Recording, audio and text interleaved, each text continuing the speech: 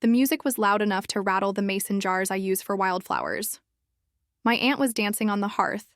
My sister had borrowed my grandmother's quilt as a tablecloth. And there, next to the fridge where my wedding vows are still magneted under a grocery list, my cousin handed out shots like invitations.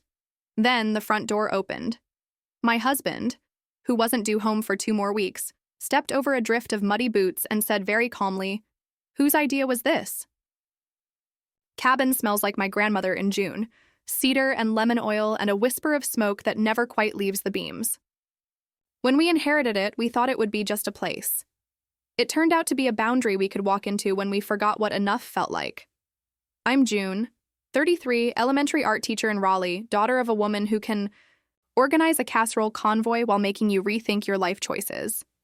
My husband, Sam, is a Wildland firefighter with the North Carolina Forest Service.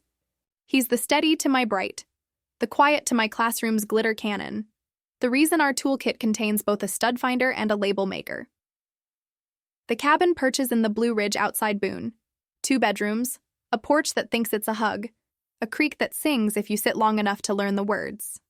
My grandmother, Mama Lou, built it with my grandfather's hands and her refusal to take cant from boards. When she died, the will shocked everyone. She left the cabin to me.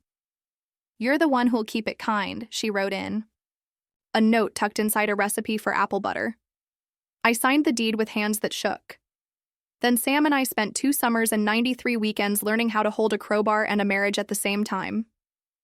We sanded the floors, we patched the roof, we smeared our knuckles and our pride, and we ate sandwiches on the porch, and I thought, this is what building a life feels like. Stubborn, specific, worth it. From the moment the ink dried, my family treated the cabin like it was a memory you could check out of a library without a card. They called it the Mountain House. They said family property. I said, ours. I said ours while I offered the guest room 4 weekends a year and asked people to text before they came and left a binder on the kitchen counter with a note that read, "Cabin rules, Mama Lou's voice included, ask first. Don't assume. Leave. It better than you found it. No parties. This is a quiet place. If you break something, tell us. We don't bite, but we do fix." They nodded. They agreed. They forgot. It wasn't malicious, at least not at first. My mother stopped by with friends from church. My aunt borrowed the porch for a little book club that included loud laughs and a spilled margarita under the rocking chairs. My sister Carly used it for a girls' night when the Airbnb she wanted was booked. She told herself it was fine because she brought paper plates. I tried to hold the line. I patched the porch. I washed the quilts. I left gentle notes. Please don't use the good cast iron for queso. Please spray the grill grate before cooking. Please don't staple decorations to raw beams my grandfather planed with his hands. When it didn't stick, I got firm. No unapproved stays. Deposit. Required. Check in and check out like it's a real place, because it is. Thanksgiving weekend, we drove up for our own quiet. Just us, the creek, and a pie. Sam had been on a 10-day line for a brush fire in Caldwell County, the kind of assignment that makes you count the minutes until you get to count other things. We planned a Saturday nap and a Sunday at church and a Monday drive home to parents and turkey and the kind of loud you only miss when you love them. But Tuesday morning, his phone buzzed. A crew in Asheville needed hands for a prescribed burn. That had gotten uppity. He left with a kiss and a grin and a promise. "I'll be home by the 17th. We'll come up the 19th with a tree." He texted me photos of blackened ground that looked like a map and a sunrise that looked like an apology. On the 15th, a surprise. "Might be bumped. Don't tell your mom so she doesn't make soup." I laughed, and I did what I always do when a plan shifts. I made a list. Saturday, I'd drive up to Dust and do a supplies run. I'd put the winter quilts on the beds and tuck a thermos under the sink so he'd stop pretending coffee doesn't lose its soul in the truck. I didn't tell anyone except the creek. When I turned onto our road Saturday at 3:26 p.m., a silver Escalade was nosed into the ditch like it had decided to pretend it was allowed. A line of SUVs and sedans curved along the gravel like a parade that lost its permit. I slowed. My stomach did the thing it does when students call me Miss Joan in the tone that means someone used glitter on purpose. I pulled into the driveway. The gate, which we installed because the neighbor's goats are explorers, was propped open with a cooler. On the porch, a woven rug I'd never seen, a folding table draped in a quilt I knew too well, and a row of solo cups like confession. Inside, it was a party. My Aunt Deb's laugh bounced off the beams.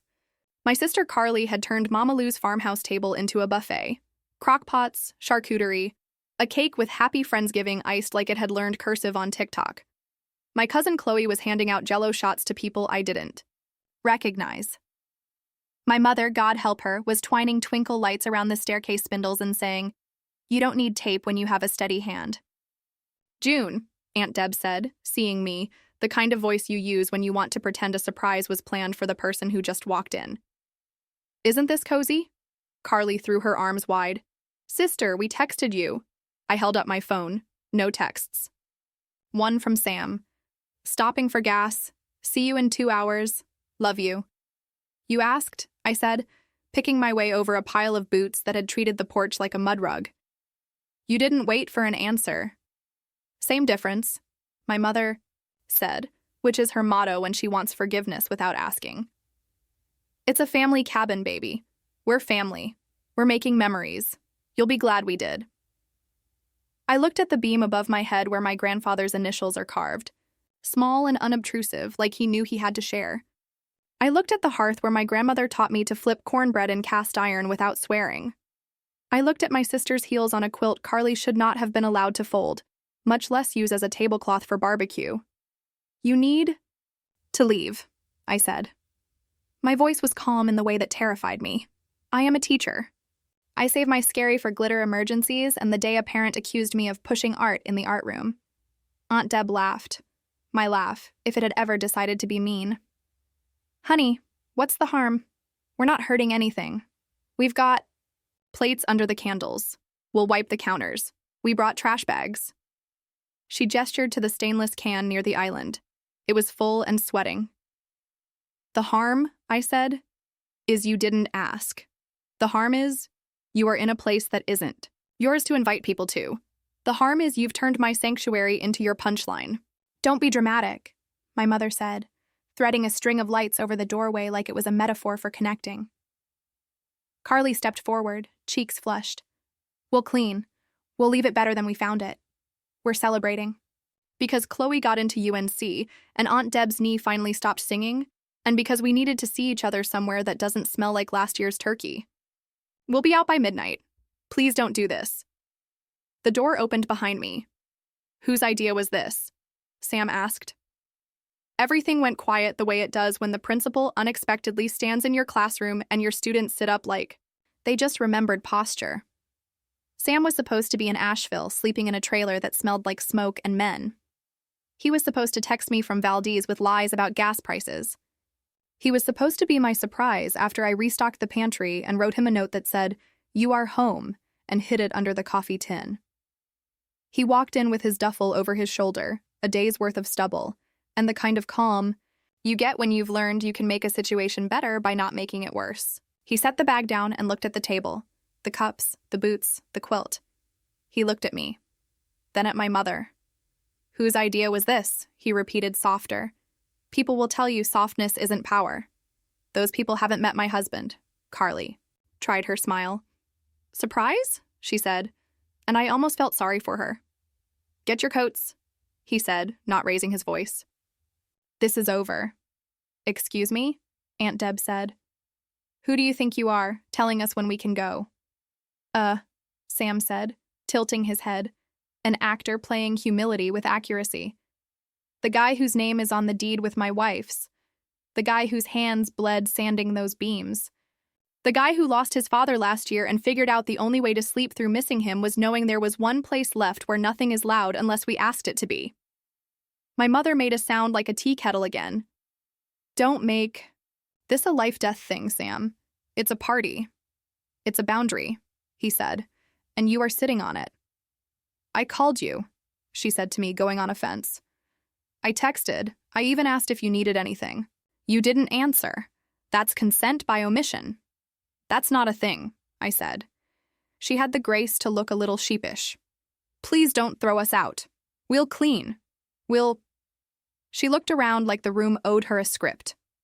Chloe, cousin, UNC, Jello, shot queen, put down the tray she'd been carrying and said, "I can tell my friends to go. We can go." Whoever taught that girl to read rooms should lead workshops. Aunt Deb rolled her eyes. "Oh, for heaven's sake." Chloe. Sam picked up the quilt my sister had used as a tablecloth. He folded it carefully, like a man who has learned to put more care into a thing after people chose not to. He put it over his shoulder and said, "Out." Sometimes people obey a voice, because it is the first voice in the room that sounds like a plan. Boots shuffled. Apologies stuttered. Someone grabbed a crockpot and promptly forgot the spoon, and I thought, there is a sermon in that for later. My mother lingered. "We'll talk about this," she said to me. A warning and a promise. "We will," I said. "Later. After I breathe." I left. The house exhaled. The quilt on Sam's shoulder made him look like a man who had just rescued a flag. He put it on the back of the sofa like it was old and wise and tired and happy to be home. He set down his duffel, took my face in his hands and kissed my forehead, and then my mouth, and then the tiny place by my temple that my grandmother used to brush with her thumb when I was little and loud. I cried into his fatigues, and it felt like washing smoke off your hands after a fire line. "Good, necessary." "Hi," he said. "You weren't supposed to be here," I said. "I never am," he said. "And then I am. We cleaned up because cleaning is how you cool down when fighting would just heat the place again." He took the trash to the shed.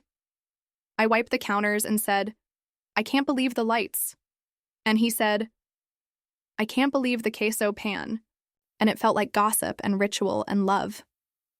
When the house looked like ours again, he made tea and I told him the story with hands and he listened with shoulders. Then we sat on the porch in the December cold with quilts and the creek, and I remembered why we built this. At 8:34, my phone buzzed. "Carly." Sorry in all caps because some people think louder is kinder. Then Mom. "You embarrassed me. This isn't how family behaves." I put my phone face down like a mature person. Then, "Face up like a human. Do you want me to reply?" Sam asked, not because he wanted to fix it for me, but because he knows sometimes the cost of the calculator is higher than the math. "No," I said. "I'll write tomorrow." What I wrote the next morning at the big table, coffee steaming, quilt around my shoulders, was not an apology and not a victory dance. It was a plan.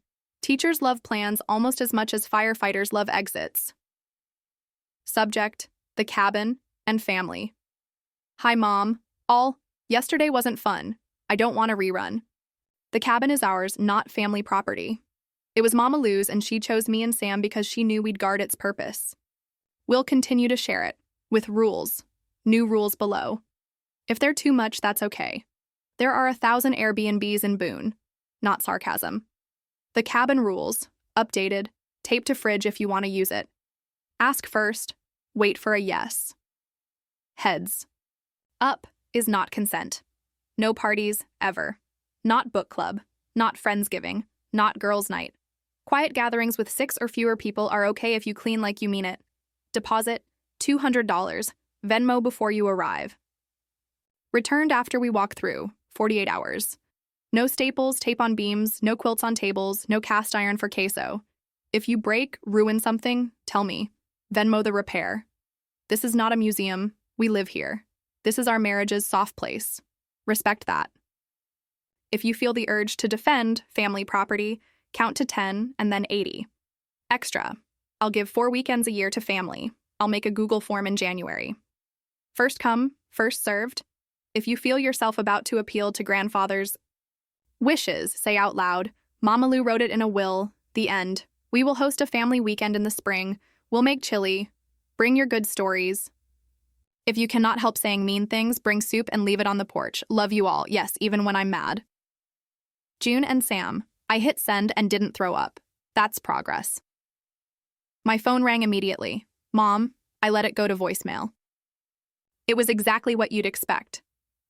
"I didn't raise you to be selfish," followed by tears, followed by, "Call me." An hour later, my phone buzzed again. Sam read the screen and raised an eyebrow. You going to pick up? No, I said. I'm going to make biscuits.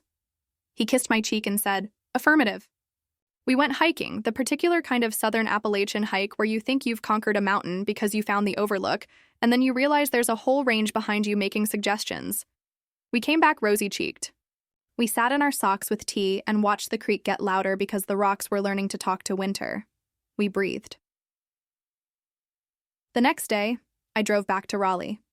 Monday at 7:30 a.m., while I was lining up glue sticks and watercolor in my classroom, my phone buzzed with a text from Carly that was longer than anything she wrote in college.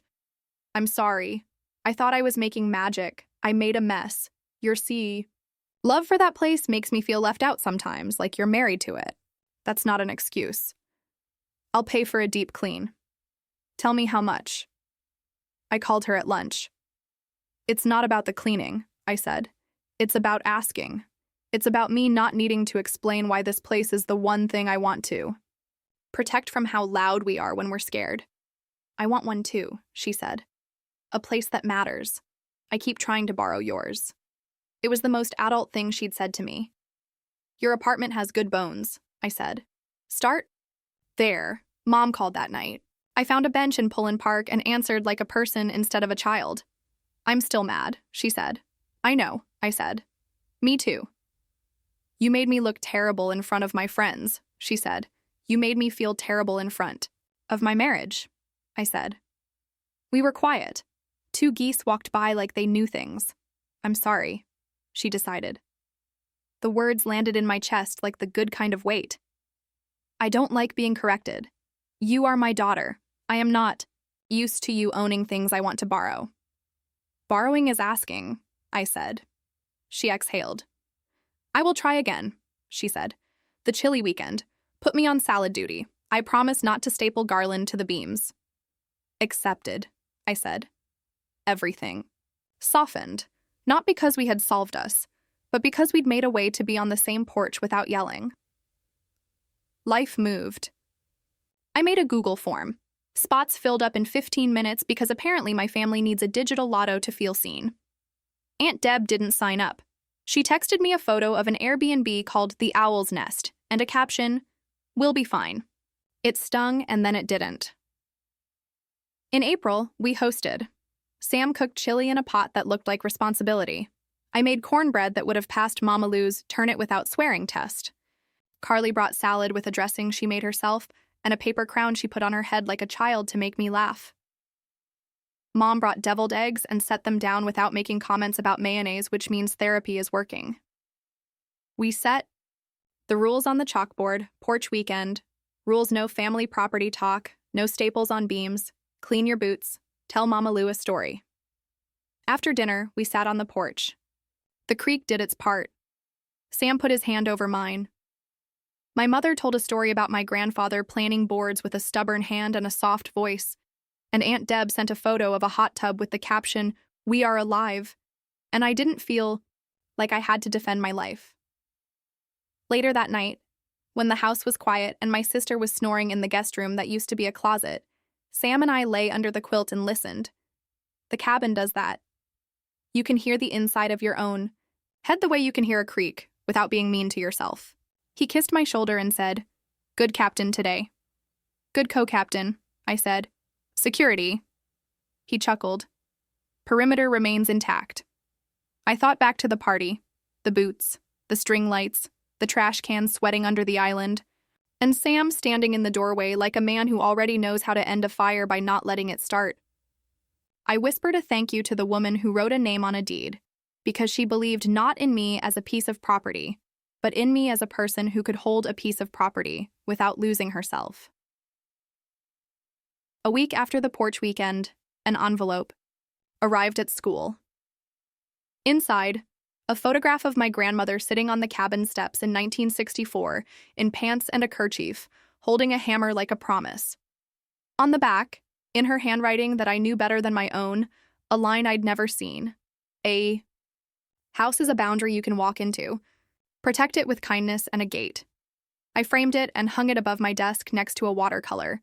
A first grader made me of a cabin that looks like a rectangle with love pouring out of the chimney. Every so often, I drive up alone. I bring tea and a book I know I will fall asleep on and a bag of nails labeled for emergencies. I sit on the porch and write new rules on index cards and throw most of them away, because you don't have to legislate love when people remember to ask for it gently. Sometimes, on those days, my mother calls just to say the creek sounds nice, through the phone. Sometimes my sister texts me a photo of her own apartment, clean and quiet and hers.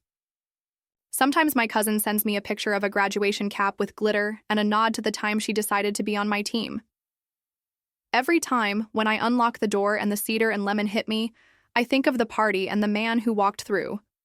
The door when I thought I'd have to do it alone and said, without making a mess of anyone's pride, "Whose idea was this?" And I think, mine. This life, this place, this way of asking and answering.